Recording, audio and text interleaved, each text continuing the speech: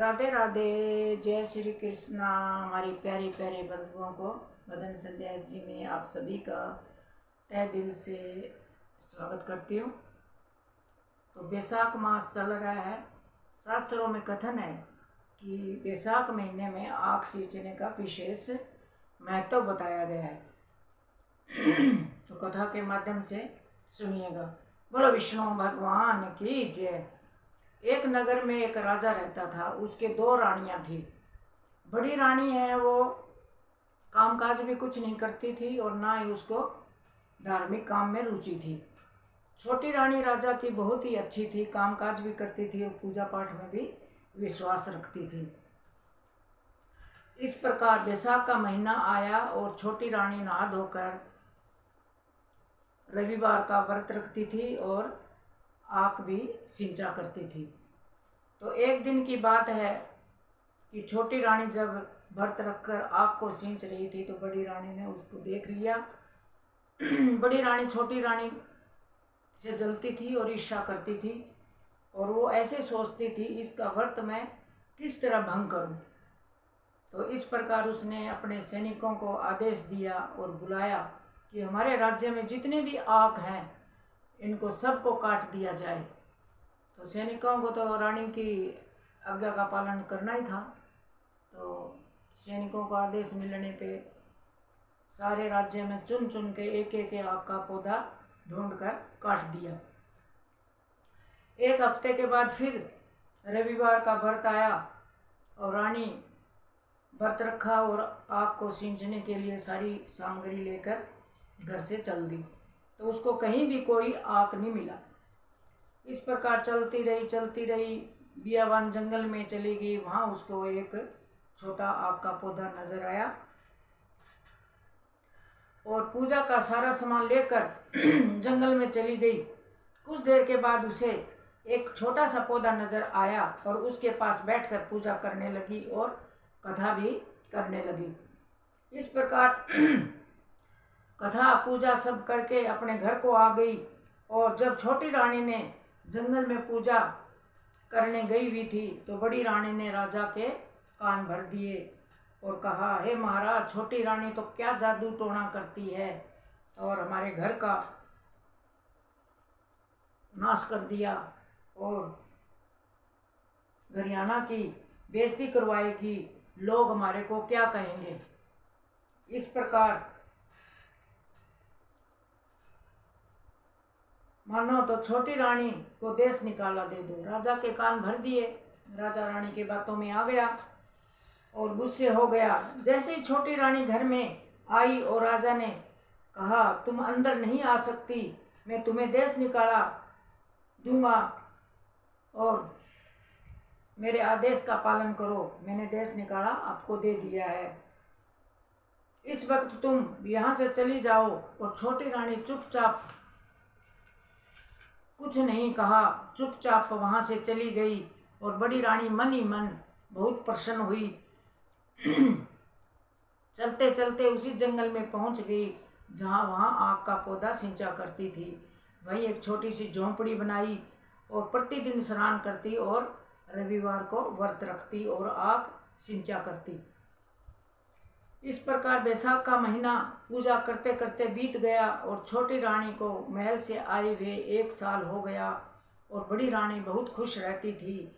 और दूसरी बार बैसाख का महीना आया तो राजा शिकार खेलने के लिए वन की तरफ गया और उस दिन रविवार था और रानी आग की पूजा कर रही थी। तो वह बड़ी दुखी मन से प्रार्थना कर रही थी, लेकिन सूर्य देवता बहुत ही प्रसन्न हो गए। सूर्य देव की माया राजा रास्ता भूल गए और सैनिक भी दाएं बाएं भटक गए और पीछे छूट गए। राजा के भटकते भटकते थकावट हो गई और उन्होंने प्यास ने सताया और राजा ने सब जगह देखा लेकिन पानी कहीं नहीं मिला। थोड़ी देर बाद राजा की नज़र पक्षियों के चहचहाने और मंडराने की आवाज़ आ रही थी। राजा ने सोचा कि वहाँ पानी हो सकता है, जाकर देखता हूँ। उसी तरफ गए और वहाँ एक छोटा सा आग का पौधा था और पौधे के नीचे 5 रोटी, एक पानी का मटका और दिया जल रहा था। दीपक जल रहा था। राजा ने रोटी खा ली, घड़े में से पानी ले लिया और पेड़ के नीचे विश्राम करने लगा। शाम हो गई और राजा शाम को महल में आया और सारी आप में बीती वो वार्ता बताई और सैनिकों को बुलाया और आदेश दिया कि जंगल में कौन है जो रोटी और पानी किसने रखा, उसकी तलाश की जाए। उसी की वजह से मेरी जान बची है और मैं उसको इनाम देना चाहता हूँ। इस प्रकार राजा के आदेश सुनकर सारे सैनिक जंगल में चले गए और इधर उधर देखा और उन्हें एक झोंपड़ी दिखाई दी और आवाज़ लगाई तो एक औरत निकल कर आई। आप कौन हो? आपने क्या आपके नीचे रोटी और पानी रखा था? औरत ने कहा, हाँ मैंने रखा है। सैनिकों ने कहा, आपको राजा ने बुलाया है, राजमहल हमारे साथ चलो। छोटी रानी जाने से इनकार कर दिया और सैनिकों ने राजा को आकर बताया वहाँ एक औरत रहती है, उसने महल में आने से इनकार कर दिया। और राजा ने ऐसी सोचा, अरे ऐसी औरत कौन है जो कि राजा के बुलाने पर भी महल में नहीं आई, खुद चल कर देखते हैं।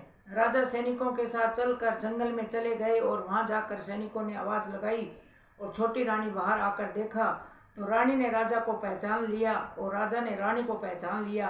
तब राजा ने सारी बात याद आ गई और राजा कहने लगा, रानी मेरे से बहुत भारी गलती हो गई है, मुझे माफ़ कर दो। और इस प्रकार रानी मेरे से बहुत भारी गलती हो गई है, मुझे माफ़ कर दो और पूजा पाठ करने से ही मेरी आज जान बची है और मेरे कहने से आप साथ महल में चलो। और छोटी रानी ने सूर्यदेव को मन ही मन धन्यवाद किया और राजा के साथ चली गई।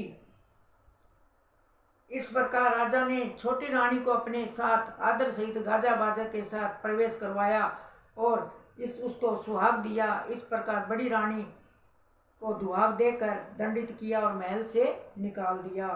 छोटी रानी व्रत करके पूजा पाठ करके अपने सामान को पा लिया और खुशी खुशी अपने राजा के साथ रहने लग गई। हे सूर्य देवता, जैसे रानी को आपने कृपा करी ऐसी सब पर करना। हे प्रभु दीन दयाला, जैसे रानी का घर दोबारा बसा और राजा के प्रति सम्मान बढ़ा, तो इस प्रकार हे सूर्य देवता सभी भक्तों पर कृपा करके रखना और सुख समृद्धि बनाए रखना। आपको वीडियो कैसे लगी कमेंट में ज़रूर बताएं। बोलो विष्णु भगवान की जय, बोलो सूर्य देव की जय।